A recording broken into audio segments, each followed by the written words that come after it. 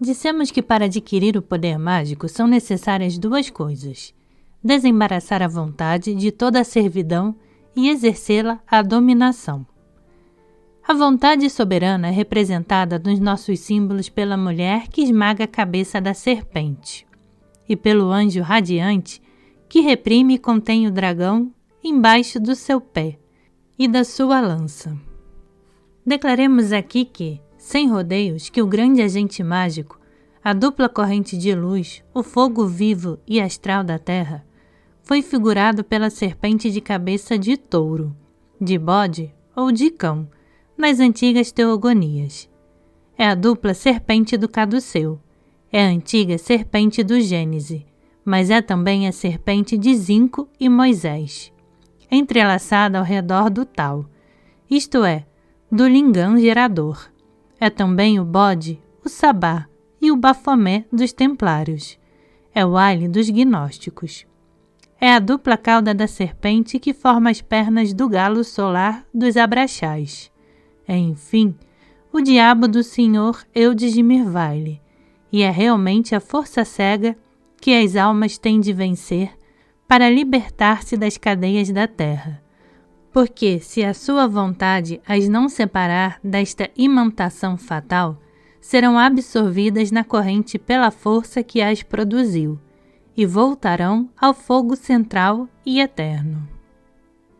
Toda obra mágica consiste, pois, em desembaraçar-se dos anéis da antiga serpente, e depois pôr o pé na cabeça dela e guiá-la onde se quiser. Eu te darei, diz ela no mito evangélico, todos os reinos da terra se te ajoelhares e me adorares. O iniciado deve responder-lhe: não me ajoelharei, e tu te arrastarás aos meus pés. Nada me dará, mas servir-me-ei de ti e tomarei o que quiser, porque sou eu Senhor e Dominador. Resposta que está compreendida, mas oculta no que lhe fez o Salvador. Já dissemos que o diabo não é uma pessoa. É uma força desviada, como aliás seu nome indica.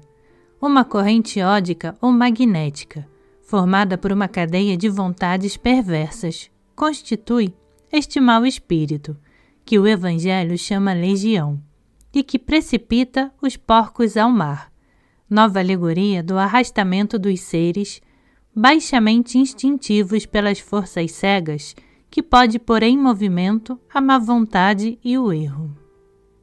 Podemos comparar este símbolo ao dos companheiros de Ulisses, transformados em porcos pela maga Circe. Ora, vede o que faz Ulisses para se preservar a si próprio e libertar seus companheiros.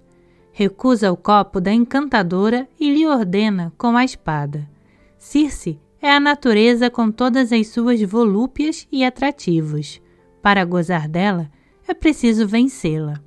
Tal é o sentido da fábula homérica, porque os poemas de Homero, verdadeiros livros sagrados da antiga Helênia, contêm todos os mistérios das altas iniciações do Oriente.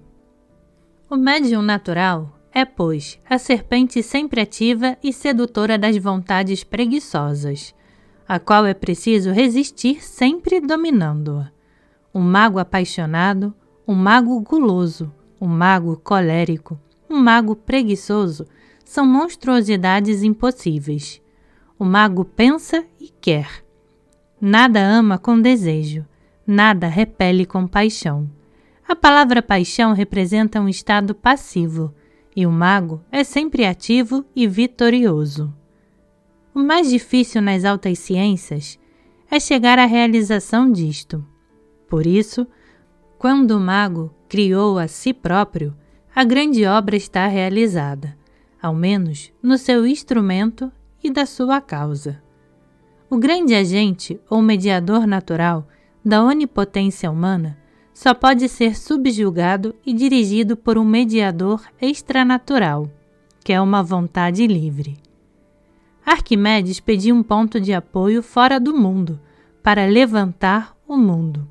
O ponto de apoio do mago é a pedra cúbica, intelectual, a pedra filosofal de Azote, isto é, o dogma da absoluta razão e das harmonias universais pela simpatia dos contrários. Um dos nossos escritores mais fecundos e menos fixos nas suas ideias, Eugênio Sui, compôs uma epopeia romanesca completa sobre uma individualidade que se esforça em se fazer odiosa e que se torna interessante a seu pesar. Tanto ele lhe dá força, paciência, ousadia, inteligência e gênio. Trata-se de uma espécie de Sixto V, pobre, sóbrio, sem ódio, que tem o mundo inteiro preso nas malhas das suas combinações. Este homem excita à vontade as paixões dos seus adversários, destrói-os uns pelos outros, chega sempre aonde quer chegar, e isto sem alarde, sem brilho, sem charlatanismo. O seu fim é libertar o mundo de uma sociedade que o autor do livro crê perigosa e perversa, e para isso nada lhe custa. Dorme em maus quartos, está mal vestido, alimenta-se como o último dos pobres, mas está sempre atento à sua obra. O autor, para ficar na sua ideia, o representa pobre, sujo, feio, nojento ao tato, horrível à vista. Mas, se até este exterior é um meio de disfarçar a ação e de chegar mais seguramente, não é a prova de uma coragem sublime? Quando Rodin for papa, pensai vós que ficará ainda mal vestido e sujo? Eugênio Sui errou o seu alvo, quer atacar o fanatismo e a superstição, e une-se à inteligência, à força, ao gênio, a todas as grandes virtudes humanas. Se houvesse muitos Rodins entre os jesuítas, até se houvesse um só, não daria muito grandes coisas ao partido contrário, apesar das brilhantes e incorretas defesas dos seus ilustres advogados. Querer bem, querer longo tempo, querer sempre. Tal é o segredo da força. E é este arcano mágico que Tasso põe em ação na pessoa dos dois cavaleiros que vêm libertar Renato e destruir os encantamentos de Armida. Resistem tão bem às ninfas mais encantadoras como os animais ferozes mais terríveis. Ficam sem desejos e sem temor, e chegam a seu fim. Resulta disso que um verdadeiro mago é mais temível do que amável.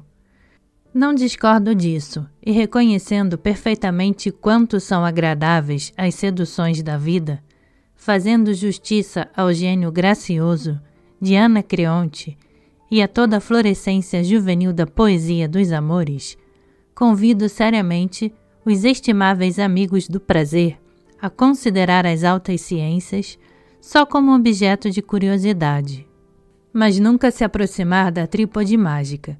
As grandes obras da ciência são mortais à volúpia. O homem que se libertou da cadeia dos instintos perceberá primeiramente a sua onipotência pela submissão dos animais. A história de Daniel na cova dos leões não é uma fábula, e mais de uma vez, durante as perseguições do cristianismo nascente, este fenômeno se renovou em presença de todo o povo romano. Raramente um homem tem alguma coisa a recear de um animal da qual não tem medo. As balas de Gerard, o matador de leões, são mágicas e inteligentes. Somente uma vez correu um verdadeiro perigo. Tinha deixado ir consigo um companheiro que teve medo, e então, considerando este imprudente como perdido adiantadamente, teve medo também, mas pelo seu companheiro. Muitas pessoas dirão que é difícil e até impossível chegar a uma resolução semelhante, que a força de vontade e a energia do caráter são dons da natureza e etc. Não discordo disso, mas reconheço também que o hábito pode refazer a natureza, a vontade pode ser aperfeiçoada pela educação, e como disse, todo cerimonial mágico semelhante neste ponto ao cerimonial religioso só tem por objetivo experimentar, exercitar e habituar. Assim, a vontade, a perseverança e a força. Quanto mais as práticas são difíceis e humilhantes, tanto mais têm efeitos. Agora deveis compreendê-lo. Se até o presente foi impossível dirigir os fenômenos do magnetismo, é que ainda não se achou magnetizador iniciado e verdadeiramente livre. Quem pode, com efeito, vangloriar-se de o ser? E não temos sempre de fazer novos esforços sobre nós mesmos? Todavia, é certo que a natureza obedecerá ao sinal e à palavra daquele que se sentir assaz forte, para não duvidar. Digo que a natureza obedecerá, não digo que ela se desmentirá ou perturbará a ordem das suas possibilidades. A cura das doenças nervosas por uma palavra, um sopro ou um contato, as ressurreições em certos casos, a resistência às vontades mais capazes de desarmar e derrubar os assassinos. Até a faculdade de se fazer invisível, perturbando a vista daqueles aos quais é importante escapar. Tudo isto é um efeito natural da projeção ou do afastamento da luz astral. É por isso que Valente ficou ofuscado e aterrorizado ao entrar no templo de Cesareia.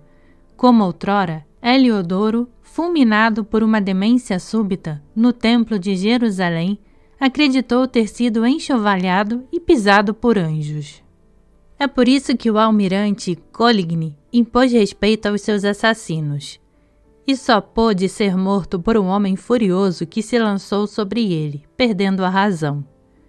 O que fazia Joana d'Arc sempre vitoriosa era o prestígio da sua fé, a maravilhosidade da sua audácia.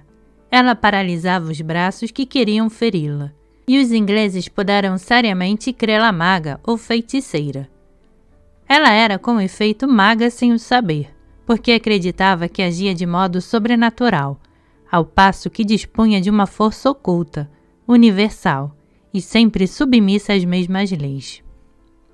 O magista magnetizador deve governar ao médium natural, e, por conseguinte, ao corpo astral que faz comunicar a nossa alma com os nossos órgãos. Pode dizer ao corpo material, dormi, e ao corpo sideral, sonhai. Então as coisas visíveis mudam de aspecto como nas visões do Rashid. Cagliostro possuía, dizem, este poder e ajudava a sua ação por fumigações e perfumes. Mas o verdadeiro poder magnético deve abster-se desses auxiliares mais ou menos venenosos para a razão e nocivos à saúde. O Sr. Hagon, na sua sábia obra sobre a maçonaria oculta, dá a receita de uma série de medicamentos próprios para exaltar o sonambulismo. É um conhecimento que, sem dúvida, não é para ser rejeitado, mas de que os magistas prudentes devem abster-se de fazer uso. A luz astral projeta-se pelo olhar, pela voz, pelos polegares e a palma da mão. A música é um poderoso auxiliar da voz, e daí provém a palavra encantamento. Nenhum instrumento de música é mais encantador que a voz humana, mas os sons longínquos do violino ou da harmônica podem aumentar o seu poder. Prepara-se assim o paciente que se quer submeter. Depois, quando estiver meio adormecido e como que envolto por este encanto, estende-se a mão para ele e ordena-se-lhe dormir ou ver. E ele obedece contra a sua vontade. Se resistir, é preciso, olhando fixamente, pôr um polegar na sua fronte entre os olhos e o outro polegar no seu peito, tocando levemente com único e rápido contato. Depois, aspirar levemente e expirar brandamente um sopro quente, e lhe repetir em voz baixa, dormi ou vede.